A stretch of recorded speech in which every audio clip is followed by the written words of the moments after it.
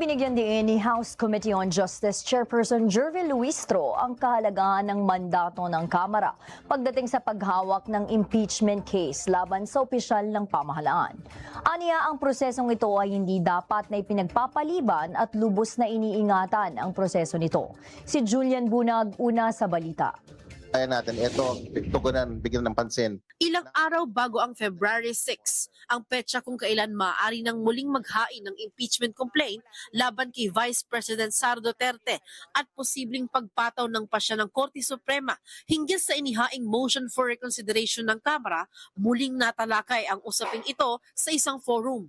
Batay sa 1987 Constitution, sa ilalim ng one-year bar rule, hindi maaaring maghain ng higit sa isang impeachment complaint sa isang opisyal ng gobyerno sa loob ng isang taon. Kaya naman pangunahing inaabangan ng publiko ang ilalabas na desisyon ng Korte Suprema hinggil sa inihain na motion for reconsideration ng Kamara. Ayon kay House Committee on Justice Chairperson Jervil Luistro, ano man ang maging desisyon ng Korte Suprema, susundin ng Kamara ang nararapat na proseso. If they will grant DMR, it means that we will be going back to the impeachment process. It means that the impeachment complaint archive in the Senate can be reinstated.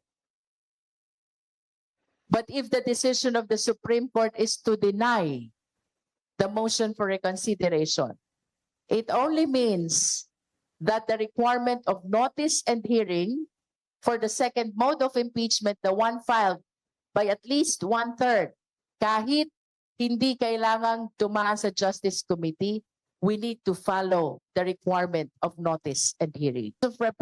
Binigyang diin pa ng kongresista na natatangi ang kapangyarihang ito ng Kamara at dapat lang na magamit ng may pag-iingat at walang pag-aantala. Ito po'y extraordinary power that is given to the sovereign people to remove an erring, impeachable official.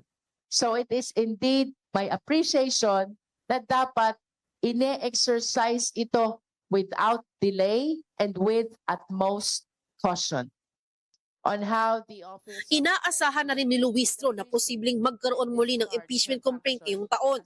Kaya tiniyak niya na handa siya kasama ang lahat ng miyembro ng House Committee on Justice sa paghawak nito. But I can share with you that I went back to my reading materials already because I am anticipating that at least one, no, it can be 2, it can be 3, it can be more, but definitely it should be at the same time. If it is against one impeachable official, ay dadating sa Justice Committee. Let me express, I have a lot of faith and confidence to the 38 members of the Justice Committee. And since this is a constitutional duty, all of us should be ready to discharge our function as members of the Justice Committee.